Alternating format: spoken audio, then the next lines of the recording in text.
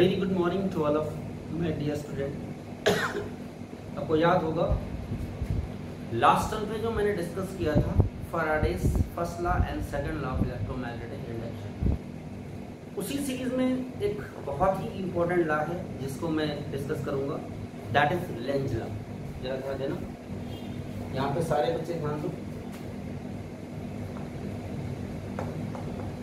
Lenz law,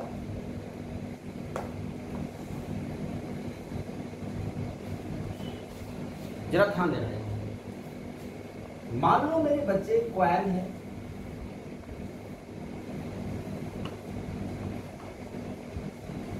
ये galvanometer है। किसी भी मैग्नेट को अगर हम इसकी तरफ लाते हैं, this is south, this is north pole, move कराते हैं टुवर्ड द क्वायल, ठीक है। तो डेफिनेटली क्वायल से जो एसोसिएटेड मैग्नेटिक फ्लक्स है वो चेंज होगा। मैग्नेटिक फ्लक्स चेंज होगा तो एक इंड्यूस्ड ईएमएफ डेवलप होगा और एक इंड्यूस्ड करंट डेवलप होगी 1/R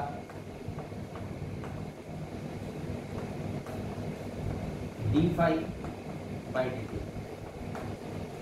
तो लेंज लॉ कहता है कि जो इंड्यूस्ड करंट है इसका डायरेक्शन हमेशा अपोजिंग नेचर का होगा। मींस अगर मैग्नेट पास आएगा तो उसके आने का अपोज करेगा, क्योंकि फ्लक्स बढ़ेगा, और अगर मैग्नेट दूर ले जाएंगे तो उसके दूर जाने का भी क्या करेगा, अपोज करेगा। बात समझ में आ गई? Means the direction of induced current is in such a way that it will always opposes to the causes by which itself produce। तो लेंज लॉ कहता है, ध्यान देना, the direction of induced current, the direction of induced current is in such a way that it will always opposes to the causes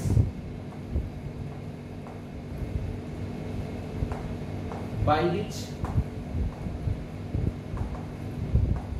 itself produced। ये this is the statement of the Lenz law. अब मैं आपको उसको समझाता हूं। North pole आ रहे हो तो आने का अपोज कैसे करेगा कि जब ये पोलैरिटी नॉर्थ हो, क्योंकि नॉर्थ और नॉर्थ के बीच क्या एक्ट करेगा, रिपल्सन। लाइक पोल्स क्या करते हैं, रिपेल करते हैं। मींस नॉर्थ बनेगा तो डायरेक्शन क्या हो गया हमारा, ये इंड्यूस करंट का डायरेक्शन ये आएगा, ठीक। लेकिन अगर हम यही नॉर्थ पोल ले जाते दूर,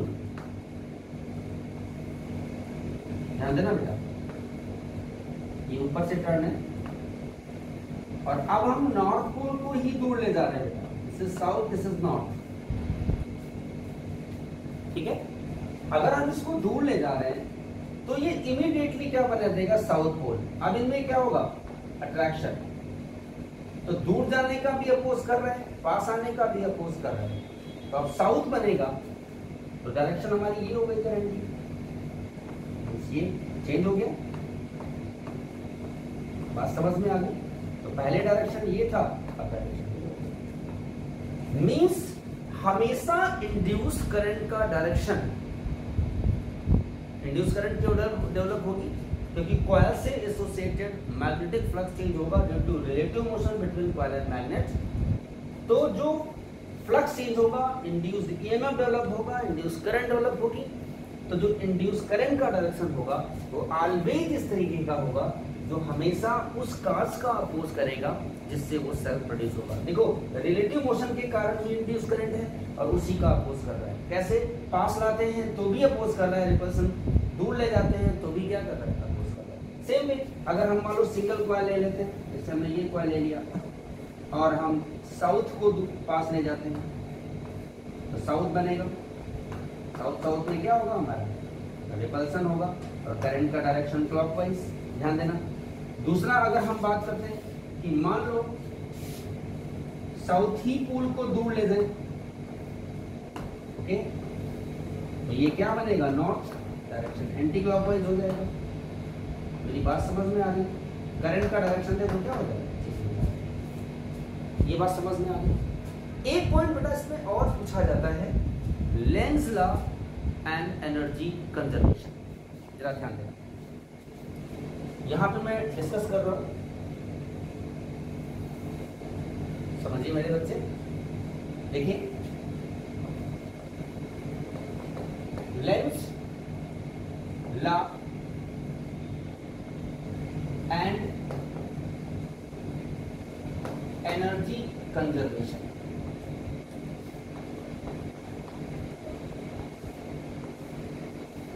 समझिए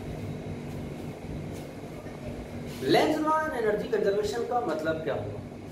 देखो जब मैग्नेट को पास ले जा रहे हो कॉइल के या दूर ले जा रहे हो, इट मींस इनमें रिलेटिव मोशन हो रहा है। पास लाते हैं तो अपोज होता है, दूर ले जाते हैं तो भी क्या होता है? अपोज होता है। मींस मैग्नेट को कॉइल की तरफ लाने में या दूर ले जाने में हमें कुछ ना कुछ क्या परफॉर्म करना पड़ेगा? वर्क।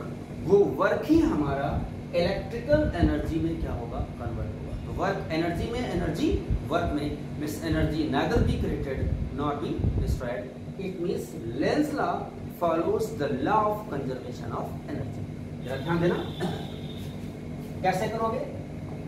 कि some amount of work has to be done to bring magnet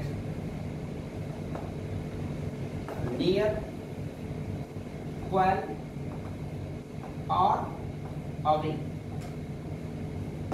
from coil। पास लाए या दूर, ठीक है? That will be converted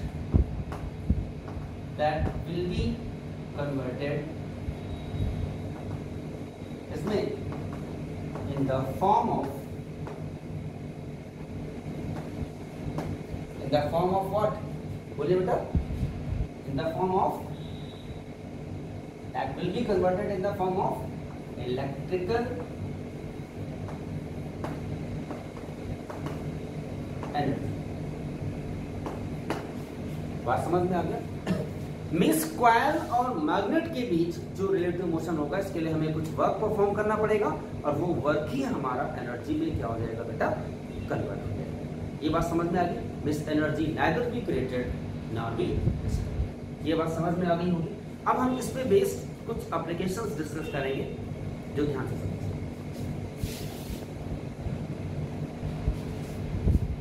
देखिए मेरे बच्चे, कुछ प्रॉब्लम डिस्कस करते हैं, समझिए।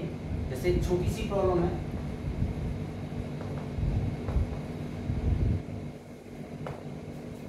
मान लो ये कॉइल है दो,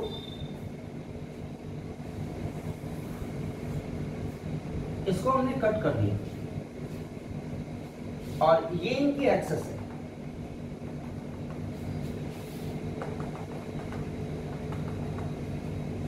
इनकी एक्सेस के अलोंग हम एक मैग्नेट ड्रॉ करते हैं जिसका मास m है, तो डेफिनेटली ये अंडर ग्रेविटी गिरेगा। तो दो पोजीशंस में जब मैग्नेट यहां होगा और यहां, उस समय जो एक्सेलरेशन होगा वो किसके इक्विवेलेंट होगा? क्या g से कम होगा या g से ज्यादा होगा या g के इक्विवेलेंट होगा? जरा समझिए। पहले मैं इसको एक्सप्लेन करता हूं। जब मैं साउथ पोल को पास ला रहा हूं तो इससे एसोसिएटेड जो मैग्नेटिक फ्लक्स है वो क्या होगा बेटा, चेंज होगा। फ्लक्स चेंज होगा तो इंड्यूस्ड ईएमएफ भी डेवलप होगा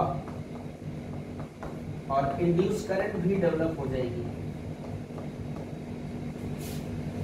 ठीक है, अब जरा देखिए, तो जब करंट डेवलप होगी तो करंट इसके मोशन का अपोज करेगी। मीन साउथ है तो ये क्या बनेगा, साउथ, और ये क्या बनेगा, दूसरा वाला है नॉर्थ। तो साउथ का मतलब करंट का डायरेक्शन ये है, तो साउथ और साउथ के बीच क्या होगा, रिपल्सन, मींस इस पे एक रिपल्सिव फोर्स एक्ट करेगा और एक इसका एमजी एक्ट करेगा। तो नेट फोर्स क्या हुआ पहली वाली कंडीशन के अंदर, बोले बेटा कि पहली कंडीशन में अगर हम देखें तो क्या बनेगा, बोलिए बेटा, कि mg minus F M A, तो a इक्वल टू क्या होगा, g minus F by M. तो पहली वाली कंडीशन में a छोटा होगा g से। ये बात समझ में आ गई? ठीक है, अब जरा हम आगे बढ़ते हैं। देखिए बेटा, जब मैं सेकंड केस की बात करूंगा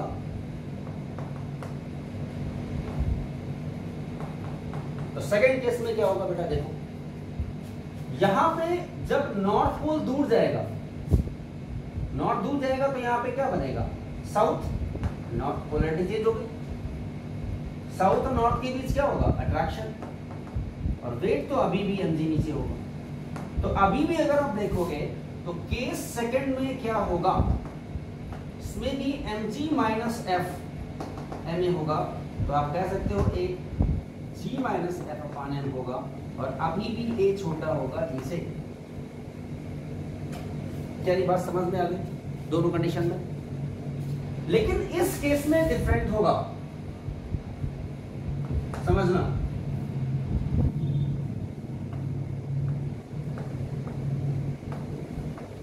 देखिए बेटा, इसमें जो होगा वो a g के बराबर होगा और इसमें भी a g के बराबर होगा। ऐसा क्यों?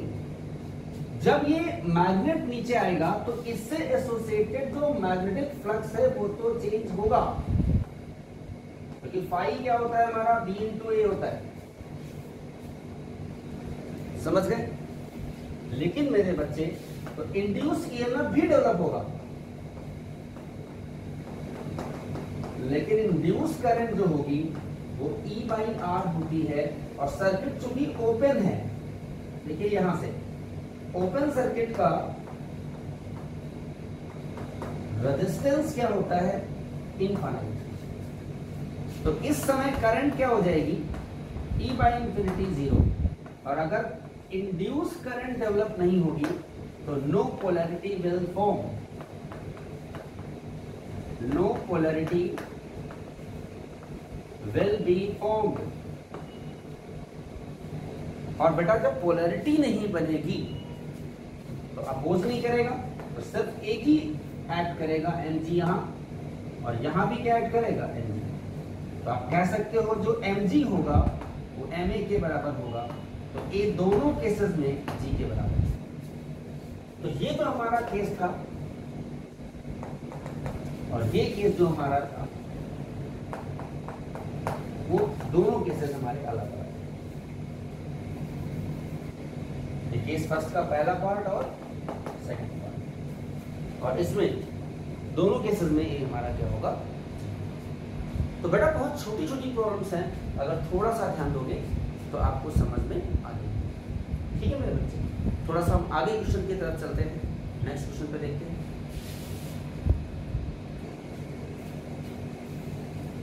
देखिए मेरे बच्चे, अब मैं आपको ये बताऊंगा कि मान लो किसी भी लूप से एसोसिएटेड अगर मैग्नेटिक फ्लक्स चेंज हो रहा है और इंड्यूस ईएमएफ और इंड्यूस करंट डेवलप हो रही है तो उसका डायरेक्शन हम कैसे निकालते हैं। मैं बिल्कुल आसान तरीके से समझाऊंगा सभी बच्चों को, जरा ध्यान देना। बहुत सारी एप्लीकेशंस में करा रहा हूँ, एक एक एप्लीकेशन पे जरा ध्यान देना। देखिए जैसे मैं एक प्रॉब्लम लेता हूँ, मान लो एक वायर है हमारा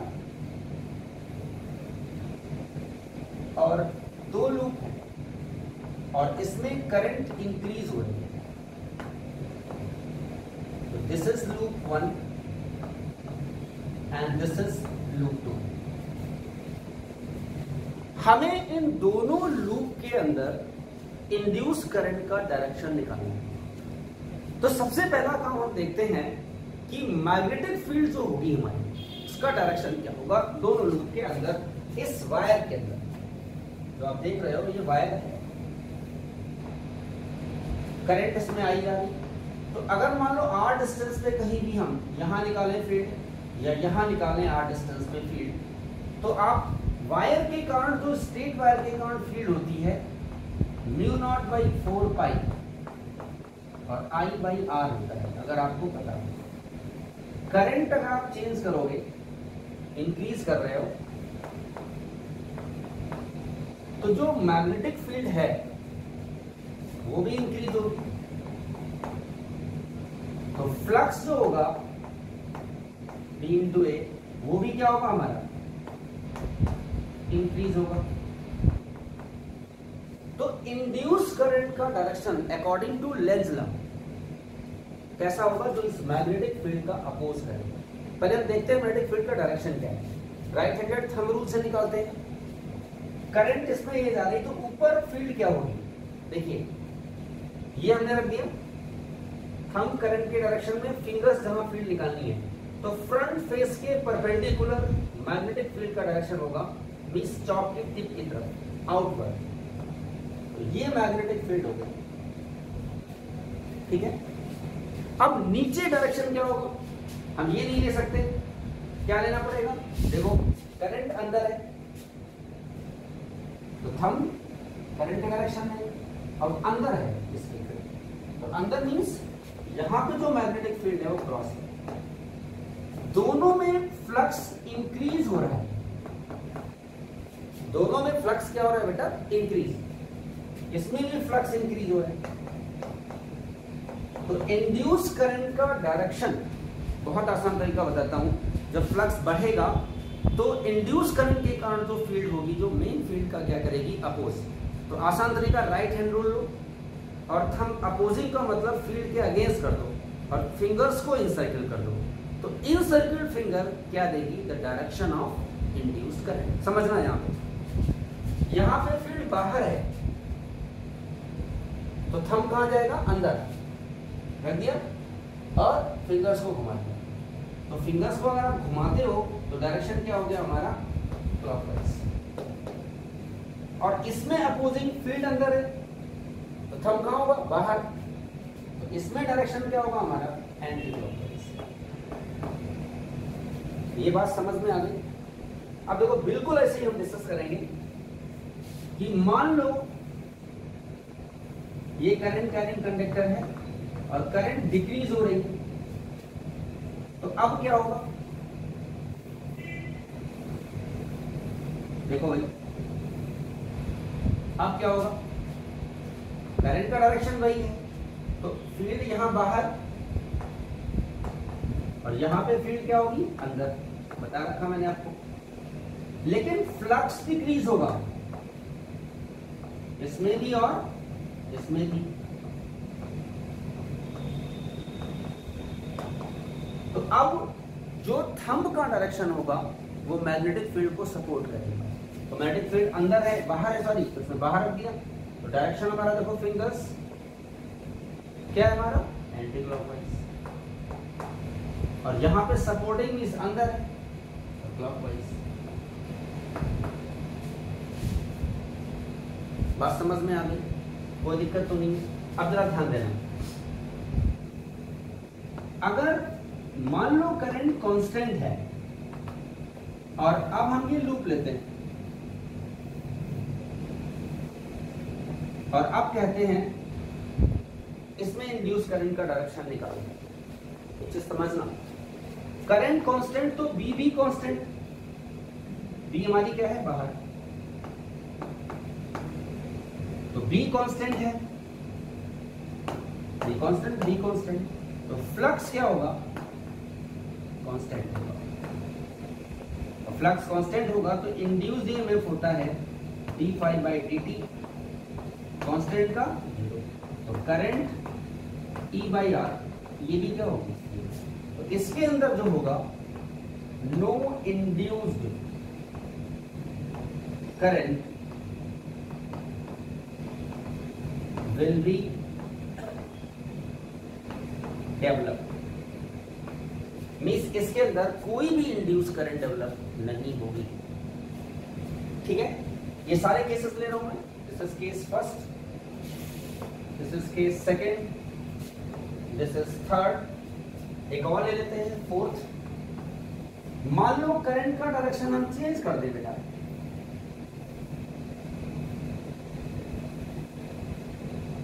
ये, और ये इंक्रीजिंग नेचर की है। तो अब जरा देखिए, पहले फील्ड निकालोगे तो ये नहीं लगा सकते ना, करंट इधर है तो फील्ड अंदर होगी ना हमारी, करंट के डायरेक्शन में थंब फिंगर जहां फील्ड निकालनी है तो फील्ड हमारी अंदर हो गई, और ये बढ़ रही है तो फ्लक्स क्या होगा बेटा, इंक्रीज होगा। और अगर फ्लक्स इंक्रीज हुआ तो इंड्यूस करंट का डायरेक्शन जो होगा वो अपोजिंग नेचर का होगा। फील्ड अंदर है तो थंब कहां होगा, बाहर, बाहर थंब रख दिया और मार दिया, ये हमारा क्या होगा, this is the direction of induced current. ये बात समझ में आ गई। तो ऐसी प्रॉब्लम्स बहुत ज्यादा आती हैं जिनको अगर आप थोड़ा सा ध्यान दोगे तो बहुत इजी गोइंग निकल जाएगा। जो राइट हैंडेड थंब रूल की हमने बात की उससे आप निकाल सकते हैं डायरेक्शन ऑफ इंड्यूस करंट। अब थोड़ा सा मैं डिस्कस करता हूँ कुछ और प्रॉब्लम्स के बारे में, देख लीजिए जरा।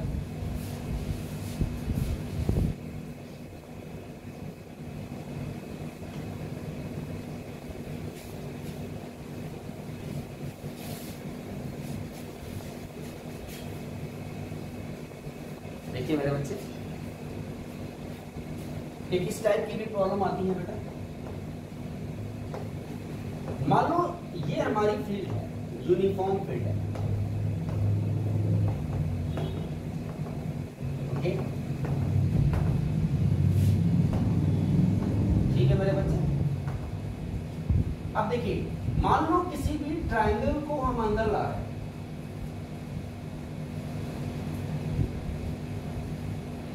v वेलोसिटी से अंदर ला रहे हैं, एक दूसरा लूप है जिसको हम बाहर ले जा रहे हैं, और एक तीसरा जो हमारा है इसको मैग्नेटिक फील्ड के अंदर हम मूव कराते हैं। याद रखना क्रॉस मैग्नेटिक फील्ड है, मींस B माइनस के। तो हमें बताना है कि तीनों लूप के अंदर इंड्यूस्ड करंट का डायरेक्शन क्या है। देखिए, this is A, this is B, this is C, A, B, C, D। जब आप इसको अंदर ला रहे हो तो इससे एसोसिएटेड मैग्नेटिक फ्लक्स जो होगा वो इंक्रीज होगा, क्योंकि फील्ड लाइंस बढ़ेगी। जब आप अंदर लाओगे तो फील्ड लाइंस की संख्या बढ़ेगी, तो जो इंड्यूस करंट डेवलप होगी वो हमेशा अपोजिंग नेचर की होगी। मींस थंब किधर होगा, फील्ड के अगेंस्ट, फील्ड अंदर है तो थंब करोगा बाहर, बाहर होगा इंसर्कल कर दो फिंगर, तो डायरेक्शन हमारा क्या होगा, इंड्यूस करंट। अब जरा सेकंड की बात करते हैं। इसमें पूरा का पूरा एरिया मैग्नेटिक फील्ड के अंदर है, तो फ्लक्स क्या होगा हमारा, कांस्टेंट होगा, तो इंड्यूस्ड ईएमएफ क्या होगा बेटा, 0, तो करंट भी इंड्यूस क्या होगी, इसमें जो इंड्यूस करंट होगी वो 0। इसको बाहर ले जा रहे हो, बाहर ले जाओगे तो फ्लक्स क्या होगा बेटा, डिक्रीज। तो जो इंड्यूस करंट डेवलप होगी वो इसका क्या करेगी, सपोर्ट करेगी फील्ड का। तो फील्ड अंदर है, रख दिया, घुमा दिया, ये हमारा क्या हो गया, दैट इज क्लॉकवाइज। बात समझ में आ गई, कहीं कोई दिक्कत तो नहीं है, समझ में आ गया। देखिए एक और प्रॉब्लम डिस्कस कर लेते हैं, बहुत आसान सी। एक हमने लूप ले लिया और यहां पे एक कैपेसिटर लगा दिया।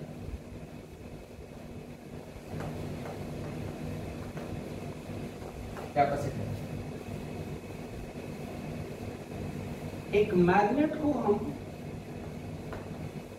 इधर ले जा रहे हैं और एक मैग्नेट को दूसरे मैग्नेट को इधर ला रहे हैं। ये एक्सेस है, जरा समझना, ये फ्रंट फेस, ये बैक। देखिए तो कहते हैं which plate of capacitor is at high potential, which plate of capacitor is at high potential.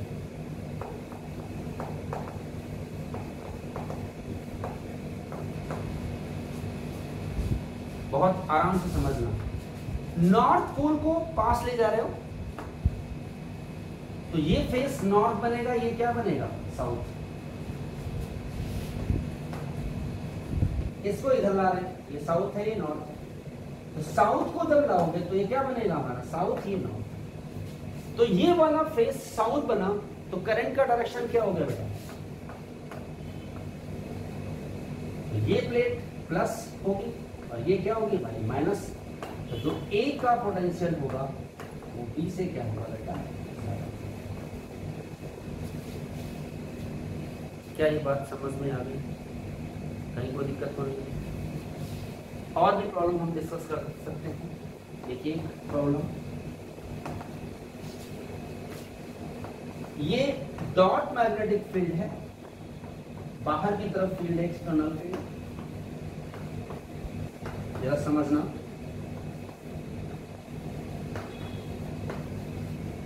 B ठीक है। अब देखिए बेटा, इसमें कोई ये लूप था हमारा और हमने इसको खींच दिया और खींच के इसको सर्किल में कन्वर्ट कर दिया। ओके, तो इस लूप में इंड्यूस करंट का डायरेक्शन क्या होगा, find direction of induced current.